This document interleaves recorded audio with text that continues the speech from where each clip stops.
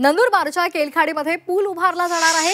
येत्या 3 महिन्यांमध्ये पूल उभारण्याचं प्रशासनानं आश्वासन दिलेलं आहे। झी 24 तास ही बातमी दाखवली आणि त्यानंतर आता प्रशासन खडबडून जागं झालंय। पुलाअभावी मुलांना कसरत करावी लागत होती, जीवघेणा प्रवास करावा लागत होता। मात्र झी 24 तासच्या या बातमीनं प्रशासनाला जाग आलेली आहे आणि आता केलखाडीमध्ये लोखंडी पूल उभारला जाणार आहे। येत्या 3 महिन्यांमध्येच हा पूल उभारू असं आश्वासन प्रशासनानं दिलेलं आहे। नंदुरबार जिल्ह्यातील केलखाडीमधल्या या शाळकरी मुलांची व्यथा झी 24 तासनं दाखवलेली होती। शिक्षणासाठी त्यांना हाल सोसावे लागत होते। या आपण पाहतोय कशा पद्धतीने त्यांना कसरत करावी लागत होती आणि आता प्रशासन जागं झालेलं आहे। त्यांनी या बातमीची दखल घेतलेली आहे आणि इथे आता लोखंडी पूल उभारला जाणार आहे।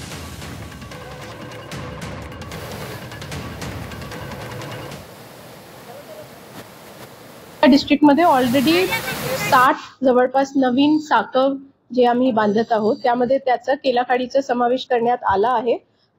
जे नाला आहे त्याची लेंथ आहे जवळपास 25 मीटर। तर आता ती आम्हाला घेता येईल, पण इमिजिएटली जर आपण एक छोटासा लोखंडी पूल तिथे बांधू शकतो आणि मुलांची सेफ पाससाठी व्यवस्था होऊ शकते, ते पण आता या आठवड्यात आम्हाला करता येईल।